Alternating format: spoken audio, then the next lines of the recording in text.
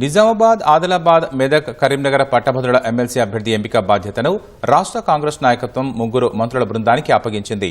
అధికార పార్టీ నుంచి పోటీ చేసేందుకు పెద్ద సంఖ్యలో ఆశావహులు ఉవ్విళ్లూరుతున్నారు. 4 జిల్లాల ఎమ్మెల్యేలు, ఎంపీలు, ఇన్ఛార్జి మంత్రులు, సీనియర్ నాయకులతో సంప్రదింపులు జరిపి అభ్యర్థిని ఎంపిక చేయనున్నారు. శాసనమండలి పట్టభద్రుల అభ్యర్థిత్వానికి కాంగ్రెస్ నాయకులు తీవ్రంగా పోటీ పడుతున్నారు. నిజామాబాద్, ఆదిలాబాద్, మెదక్, కరీంనగర్ పట్టభద్రుల స్థానానికి ప్రాతినిధ్యం వహిస్తున్న సీనియర్ నేత జీవన్ రెడ్డి పదవీకాలం మార్చి చివరి నాటికి ముగియనుంది. ఇప్పటికే బీజేపీ అభ్యర్థిని ప్రకటించగా మిగిలిన పార్టీలు ఎంపికపై కసరత్తు చేస్తున్నాయి.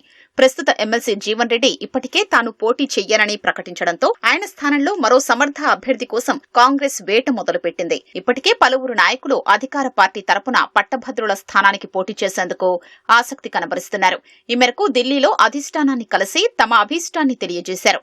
గత పార్లమెంటు ఎన్నికల్లో పోటీ చేసి ఓటమి పాలైన వెలిచాల రాజేందర్రావు, విద్యాసంస్థల అధినేత నరేందర్ రెడ్డి, స్వచ్ఛంద పదవీ విరమణ చేసిన డీఎస్పీ గంగాధర్, ప్రసన్న హరికృష్ణ గౌడ్, ముస్కు రమణారెడ్డి అభ్యర్థిత్వం కోసం పోటీ పడుతున్నారని పార్టీ వర్గాలు చెబుతున్నాయి.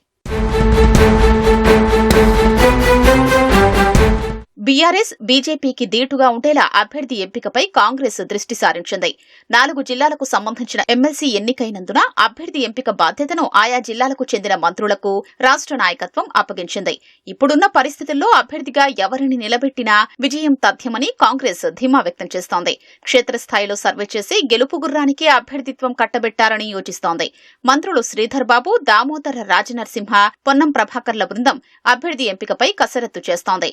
నిజామాబాద్, మెదక్, కరీంనగర్, ఆదిలాబాద్ ఉమ్మడి జిల్లాలకు చెందిన ఎమ్మెల్యేలు, ఎమ్మెల్సీలు, ఎంపీపీలు పార్టీ సీనియర్ నాయకులతో సంప్రదింపులు జరిపి వారి అభిప్రాయాల్ని పరిగణలోకి తీసుకుంటున్నారు. అభ్యర్థిత్వంపై ఏకాభిప్రాయం సాధిస్తేనే విజయం సునాయాసమవుతుందని పార్టీ నాయకత్వం భావిస్తోంది.